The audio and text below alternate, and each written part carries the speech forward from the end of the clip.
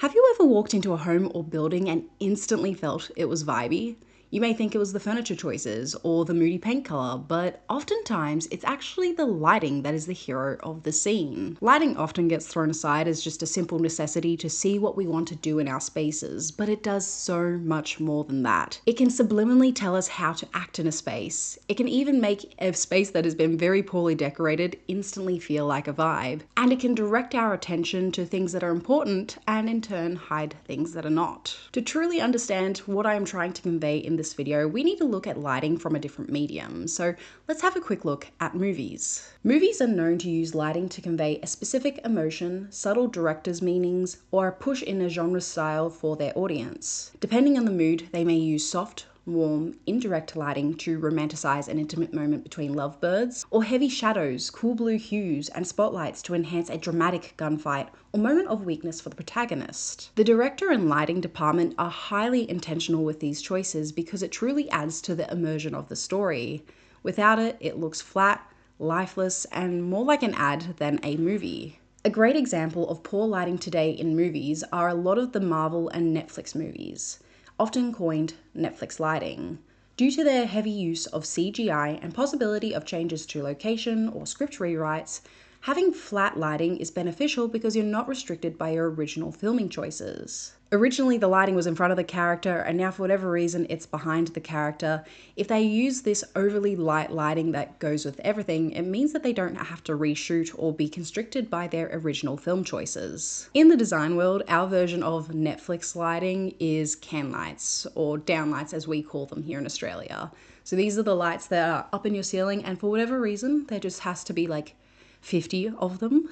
These are great ambient lights and certainly shine when you're trying to sell your home, but living under them is a bit of a different story. For scenes in our life where we are in the kitchen baking or helping the kids with homework on the dining table, this Netflix lighting is beneficial for our lives. But for the late night games night or wind down before bed, they just don't fit those scenes. Lighting comes in a few different forms and uses. We have spot, task, ambient, and vibe lighting. And we just touched on ambient lighting with the can lights before, but let's go through these a little bit more in depth. Ambient lighting tends to be soft and warm lighting that lights up an entire space. The goal for this light is to illuminate an entire area with a certain light level. It's meant for general use and is most commonly can lights or sometimes specifically located LED strips that ensure that the room is lit to that light level. You may have heard designers joke about never using your overhead lights unless you're selling or cleaning your house. And the reason for this is that although they are great for lighting up an entire area, they do very, very little for the vibe of a space.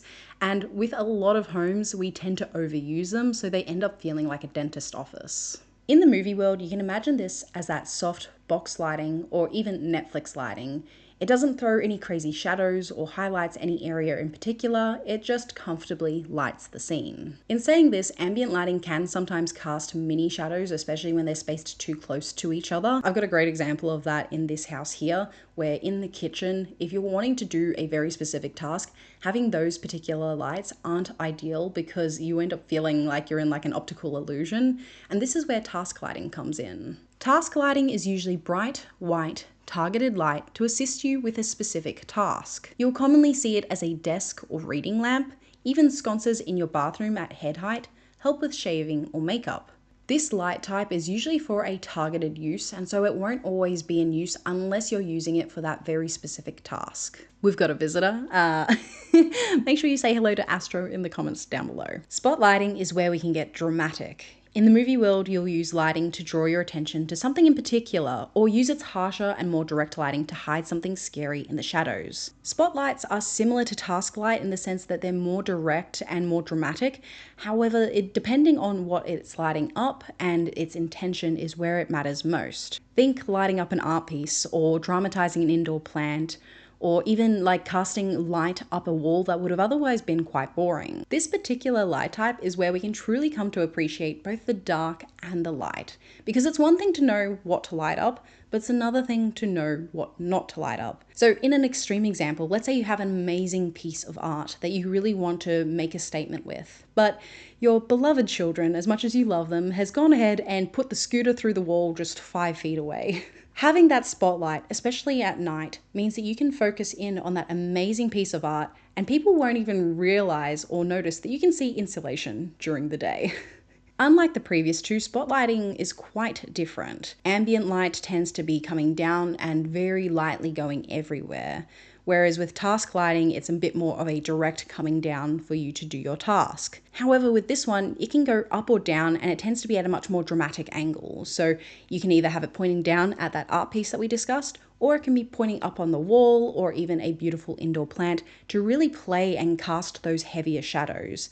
This one in particular I really do love because you do get to see the yin and the yang, the light and the dark, and you can really get really creative with it and create a bit more of a dramatic look. Finally, we have vibe lighting, and as the name suggests, it brings the vibe to the space. Unlike most of the other lighting, vibe lighting can really range in size, color, height, and where you put it. It can be fairy lights on the ceiling, candles on your mantle, or a tiny lamp on the ground that has a soft glow. Depending on how you feel in the space, you may want to use colors like pink, reds, greens, or blues. Each spot of light may be marginally different but adds to the overall feeling. This lighting reminds me more of a stage show or movies where the colors are an integral part of the character's development. This is definitely the type of lighting that your English teacher would ask you why the director chose blue for that particular scene, because it's all about the mood of the space. And unlike the other ones, this one can be really small and really soft lighting because it's not doing anything for the overall lighting of the space. It's just there for the vibe. Speaking of colors and how you feel in the space, we really need to talk about color temperature. With lighting, you can have a wide range of different color temperatures, which is measured in Kelvin. With the lower numbers, that means there's less kelvins and it ends up being more red and warm. And the higher you go, the more blue and cool toned it looks. Yep, here comes the cat again. Most home designers would recommend anywhere from 2700 to 4000 kelvins for general home use. This particular range is most like natural light during the day, and so it feels most natural to us. Personally, I really like 2700 kelvins, especially for people that aren't going to go all out with their lighting, because if you do have to use the overhead lights at night, it doesn't feel as stark on your eyes. In commercial spaces, we will often see much starker lighting, sometimes up to 7000 kelvins, and although that may be okay for factories or larger commercial buildings, it's rarely ideal for our homes. In our homes, we should have an ambient light temperature of somewhere between that 2700 to 4000 Kelvin range, but especially for vibe lighting or even spot lighting, having a variety of temperatures adds more layers into that space. Sometimes you'll find people have lit their homes really well but still feels a bit flat. They may have the 7 to 11 light sources in a room with varying heights and sizes, but because it's all the same color temperature, it all feels one note again. What I would suggest, especially with vibe and spot lighting, is to vary it in those particular regions. So vibe lighting, you can obviously go a little bit warmer and a little bit heavier with that Kelvin. So maybe you'll go 2500 to 2700. But with spot lighting, especially if you're lighting up a piece of art, you might actually want to go higher in the Kelvin range to ensure that the colors in the artwork end up reflecting more accurately when you're looking at it. So you might end up going 4000 Kelvin or just 3500 Kelvin. You could also alternatively use a color that is a little bit unexpected in the room to help draw your eyes in to something that's a little bit more unique. It doesn't need to be drastic. Having subtle changes in temperature variety will be enough. Height variety, much like color temperature, if you only have one particular height, it ends up feeling monotonous and one note. Different heights provide different castings of shadows and how they make you feel. You want to incorporate different lighting heights and types to illuminate different objects. These are some rules and best practices, however, they are not hard and fast rules, and there will be other elements in your space that will dictate your final location for these lights. Pendants over a kitchen island are usually between 30 and 40 inches, but if you are on the taller side and have exposed bulbs, you may want to go higher so the light is not shining directly into your eyes. A pendant over a dining table should generally be between 30 and 36 inches above the top of the table.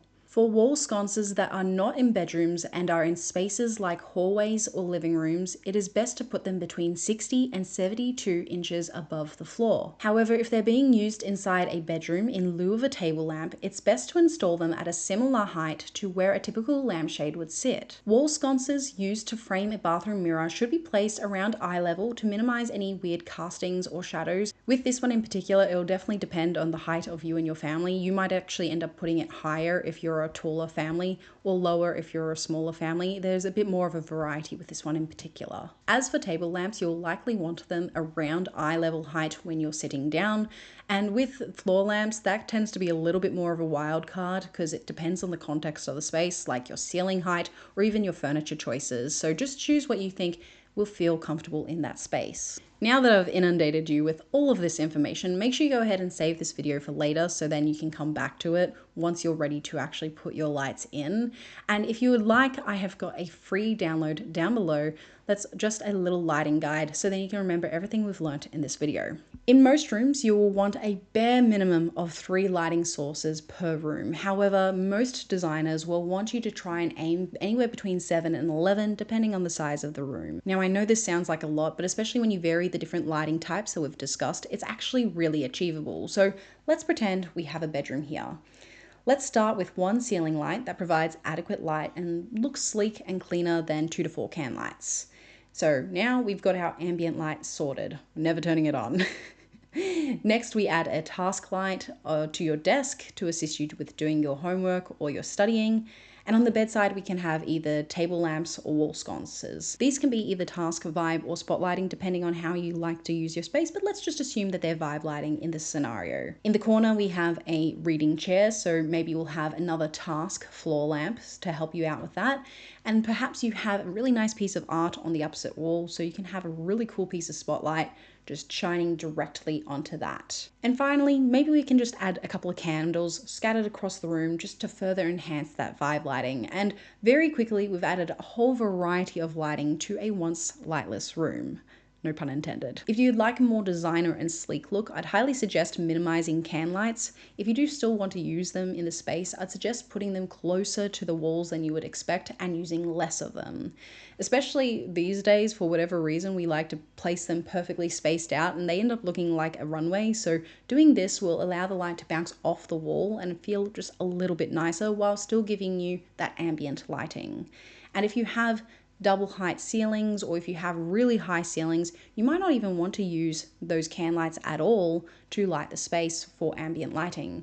Because they're so far away, they won't do their job very well, so you're actually better off using pendant lights. And besides the fact that pendant lighting would work better in those spaces, just in general for ambient lighting, I think as well you can really create a bit more drama or personality by choosing something that really reflects you. So that's definitely not the end of the world either. And it's great fun to obviously talk about the design of our homes and the beauty aspects of it. I do want to quickly touch on the health of our homes as well.